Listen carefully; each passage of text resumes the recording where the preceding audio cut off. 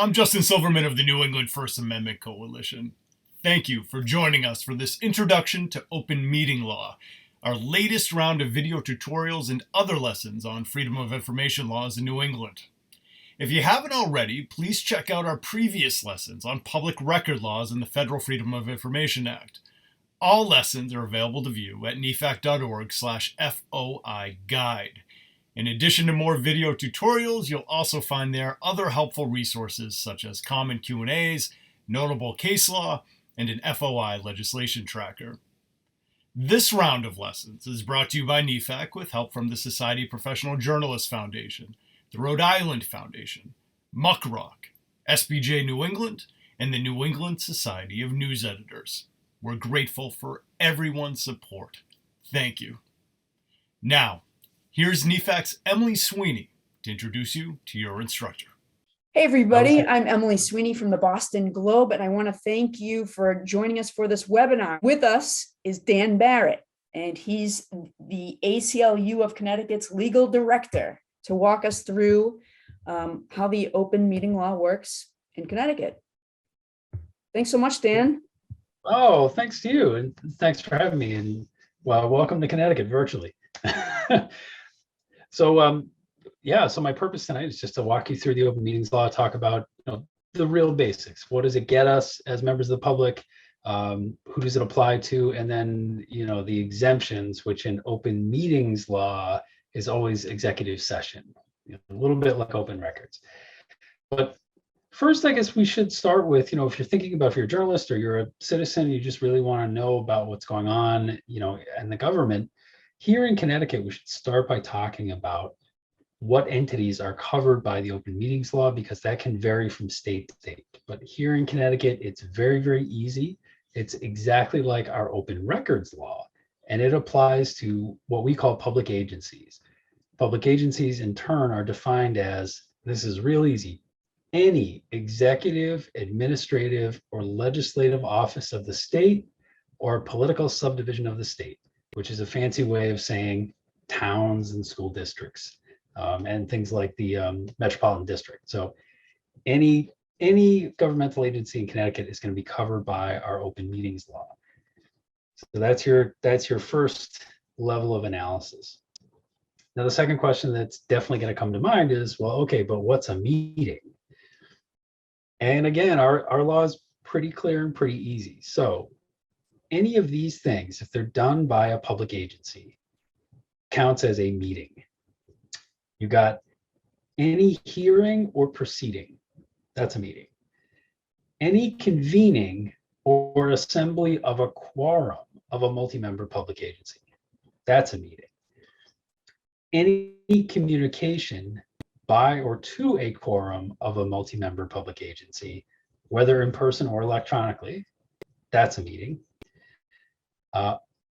If those things are done to discuss or act upon a matter over which the agency has supervision or control. So for example, if the public agency gets together to shoot the breeze and talk about the baseball game that happened last night, that's not a meeting. But if they get together to discuss, this is the town select board, and they get together to discuss the budget, you bet that's a meeting. So really what you want to focus on is figuring out, okay, if it's a multi-member agency, do they have a quorum, and are they there to discuss or act upon things over which they have control? And that's your kind of easy definition of a meeting in Connecticut. If those things are true, then you should start thinking you definitely get access to it, unless we have some exemptions, aka the executive sessions. So there's a couple of exceptions to talk about when we talked about definition of a meeting and we talk about executive session. So there's a few things which the law says, even though they look like meetings, and we just talked about what a meeting is, they're not. So the open meeting law doesn't apply.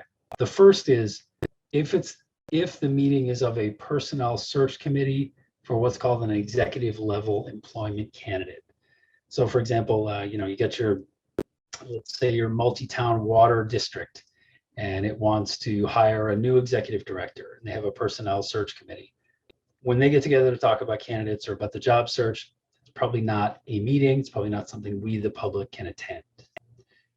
Next, you've got something that has probably been very useful from the get-go, which is any chance meeting or social meeting that's not planned or intended to conduct agency business. And this is the meeting in the aisle of the food store. When they, 5-member select board, 3 of them happen to bump into each other in the produce aisle. That's not a meeting. Now, the flip side, of course, is that they can't take any binding action at that meeting. All they can do is give bits in the produce aisle. But anyway, if you walk up and demand to attend their meeting, they can tell you to go pound sand. Another exemption is collective bargaining. So you may be familiar with the concept that in Connecticut, probably everywhere else, government employees can unionize. And when they do that, the employees have what's called a collective bargaining unit. And then there's what's called management side, which is usually the town or the agency. Now, periodically, when that labor contract is up for negotiation, both sides will separately talk amongst themselves to conduct negotiations. If you want to sit in on the town side of the discussion while they're figuring out what their negotiating position is, you're probably going to be out of luck. Mercifully, though, that's pretty rare. Most CBAs here in Connecticut are 3 to 4 years long, so it's really only going to come up then. Here's another exemption. A caucus of members of a single political party, even though they may constitute a quorum of a public agency. And here, what you're thinking about is the legislature. So periodically, if you cover or you are interested in the Connecticut State House, you know that each of the big political parties typically has a caucus meeting at least once a week. And even though, so in Connecticut, for example, the Democrats control, I think, both chambers of the House or both chambers of the legislature. So if they have their Democratic caucus meeting, there's going to be a quorum in at least one of those meetings. But because it's a caucus meeting for the purpose of discussing politics, they're allowed to do that behind closed doors.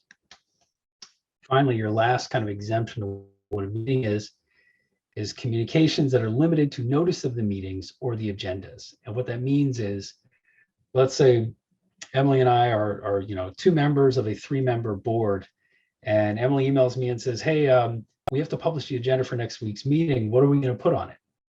We can conduct that discussion out of view of public. And I think the theory is because of the net result of it, which is the agenda, is going to be published. So you don't get to attend our electronic meeting about formulating the agenda. So that's what a meeting is. That's who's covered.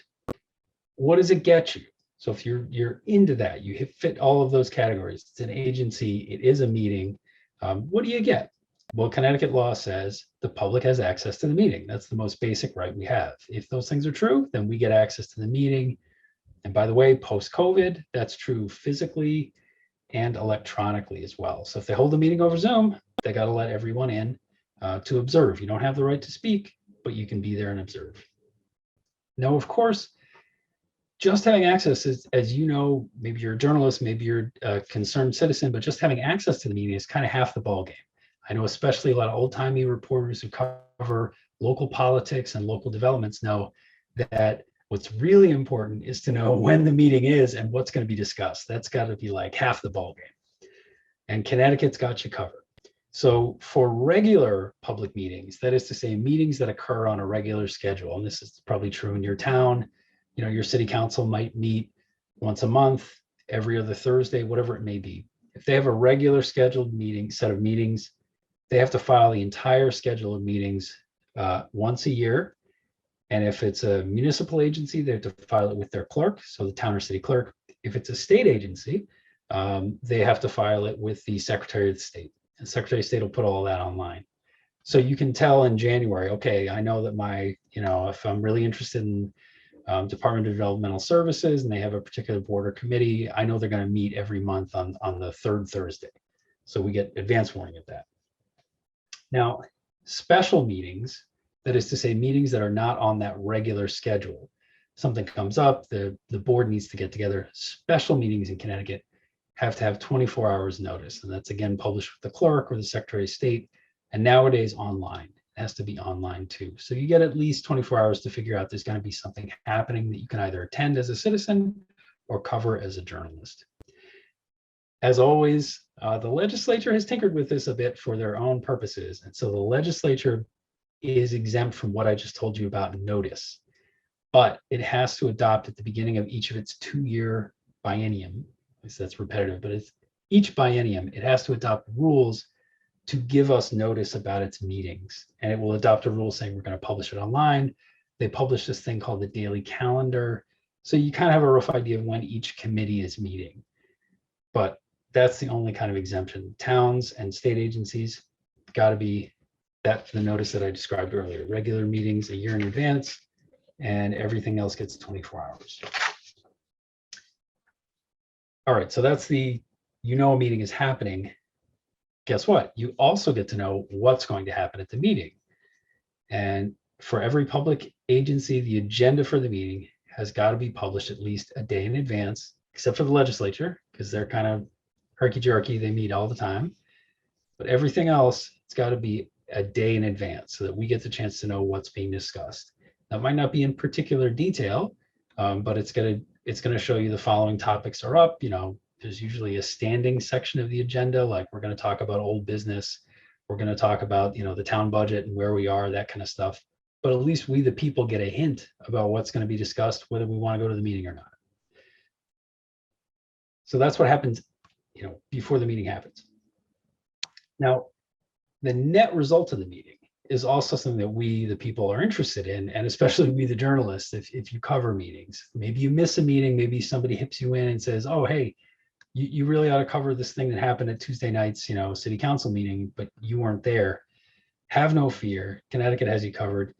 The minutes of every public meeting have to be posted publicly within 7 days of the meeting they reflect. And as part of that, the statute says the votes of each member must be recorded in the minutes. And so that is your really rock bottom democratic guarantee that everyone gets to see how their elected officials voted, so that we can all assess at ballot time whether we want to vote them out of office or whether we want to retain them. And we also, as journalists in the crowd, get to see who voted for what. So that's what has to be in the minutes. They got to be up within 7 days. Nowadays, they're often up a lot quicker online, but that's your rock bottom requirement, is what happened at the meeting has got to be covered in the minutes within 7 days. So that brings us into probably the thorniest topic of open meetings in Connecticut and everywhere else, which is what's called executive session. And just like if you think in our kind of parallel world of open records, we have withholdable records or exempt records. Executive session is kind of the exempt records part of a meeting. And it is a portion of the meeting, if you've never seen it, when the public agency can say, okay, we've been having a public discussion and now we'd like to have a discussion effectively in private. That's okay in Connecticut, as long as a couple of criteria are met. The first is 2/3 of the present and voting members must concur to go into executive session. So it can't just be one squeaky wheel on the board who announces, oh, we're going into executive session. They all have to vote on it. And P.S., that vote is going to be reflected in the minutes. And again, that's a sort of small d democratic principle that if you are in a town or you're following a public agency that goes into executive session a lot, you get to see who consistently votes to go into executive session. Maybe that's an advocacy opportunity. Maybe that's a story if you're a journalist, but you get to see it. So 2/3 have to vote. Number two, they have to state the reasons for the executive session. I'll talk about in a second. There's only a few reasons why they can go into executive session, but they have to say why they're doing it when they vote on it. They can't just say we're going into executive session to talk about secret stuff, see you later. They have to say why. And then the last procedural requirement is that the attendees of executive session have to be listed in the minutes. And so if you think about it, this is just a last stopgap to make sure that we all know what happened at a meeting and who was there. So they went into executive session and they, this number of city councilors were there. Here are their names. And they also heard from, let's say, the city attorney, and they'll list the city attorney's names. So we, the people, don't get to know exactly what happened inside the executive session, but we do know that 2/3 of them voted, and who attended, and why they went into executive session. That can give you some pretty good clues about what they're up to. So here are the only reasons why a public agency in Connecticut can go into executive session and close all of us out. Number one, you've got a discussion concerning the appointment or performance of a public officer or employee. And so that is going to be your classic disciplinary hearing, where there's some employee, think about some town cop who's, been caught on camera, engaged in misconduct. They'll be disciplined and or not, but the city council is going to probably go into executive session to discuss the discipline. Now, the footnote in Connecticut is that the employee can insist that the hearing be held in public if they wish. They don't always do that, but that's one possibility. And again, remember, when they go into executive session, they're going to have to tell you why. So they're going to say, we're going in because we're discussing the performance or discipline of an employee. That's one. Number two, matters concerning security strategy or the deployment of security personnel. So here, this is something you're probably not going to see a whole lot. You might see it if a town or a public agency is talking about, for example, an upcoming event. In central Connecticut, there's a big golf tournament that happens every year. And, I think it's Cromwell. You can imagine Cromwell City Council perhaps going into executive session to talk with the police chief about, casualty planning or disaster preparedness or something like that, should something happen at the event. That's a possibility. Number three, this one comes up a lot. When the public agency is discussing the selection or sale or purchase of real estate, and when publicity about that selection would affect the price. So oftentimes, let's say municipalities are going to want to sell a piece of property. Maybe they want to buy one to build a new town garage. They can go into executive session to talk about how much they're going to bid, how much they're going to offer it for, that kind of stuff, to retain a competitive advantage with other buyers and sellers in the market. But here's the thing. It only applies before the property is either bought or sold. So for example, if the public agency last year sold a piece of property, and let's say a persistent reporter has been asking questions about that sale in the newspaper, what the agency can't do is go into executive session to talk about a sale that already happened, because there's no longer any competitive advantage to be preserved by going into session. So it's really only ahead of the sale or the purchase. And then there's a similar exemption for discussions about litigation strategy. So if the town is being sued or one of its employees is being sued, again, the magic rule is while the litigation is pending, and the town or the employee has to be a party to the litigation. So I once had a municipality that wanted to talk about some litigation that didn't involve it or anyone who worked for the town. They just had some opinions about they wanted to discuss, and they wanted to go into executive session to do that. And the answer is that's not allowed because it didn't involve the town. The whole idea of this exemption is that the town can do it or the agency can do it to preserve confidentiality around its discussions. Maybe it's talking with its attorney, formulating strategy, but it's got to be pending and the town or the agency has to be a part. The last one is that an agency can go into executive session if it's discussing any matter, and here I'm quoting, which would result in the disclosure of withholdable or exempt public records or the information within them. So there's a lot of parallels. I think if you followed the NEFAC series on all the New England states, there's a lot of parallels between open records law and open meetings law. In Connecticut, this executive session bullet point, this permissible grounds for executive session, is designed to preserve the contents of a public record that might be withheld. So if they're discussing something that they could withhold, they can go into executive session. Again, they have to tell you about it. That's your list of executive session items. I know it sounds like a mouthful. It's not so bad. I think the real estate one comes up a whole lot. So does job performance. But the last thing I should probably mention, if we're talking about Connecticut open meetings, some people ask two questions. Number one, do I have to sign up or give my name or whatever it is? Our law says that you don't have to pre-register and you don't have to fill out a survey to attend a public meeting. I'm not sure who thought giving people surveys was a good idea, but sometimes, just like with open records, sometimes you'll go to a meeting and they're very lightly attended and people will turn around and they'll sort of stare at you and say, oh, well, who are you and why are you here? You're free to respond however you want, but you don't have to, sign up. You don't have to pass a test. You can just take a chair and watch the meeting. The other question I get asked sometimes is whether it's okay to record public meetings. And the answer here in Connecticut is absolutely yes. The only thing you have to abide by is to make sure the equipment you're using to record it is what the statute calls unobtrusive. So that's probably dated. In the old days, we had big tripods and cameras. Nowadays, journalists and citizens, we all have, cameras in our phones, so it's not a big deal. But you just can't be in the way. So if the meeting is really crowded and you've got some equipment that's bumping in on other people, you may run into a problem. Other than that, you're okay to record. Yeah, that was really great. That was a great overview. Great, and I'm sorry that I'm dimly lit. It looks like I'm deep throat here, giving you secrets, but all good. Well, again, thank you to everybody who tuned in, and Dan, thank you so much for sharing your insight into the open meeting law in Connecticut. And yeah, thank you, everybody.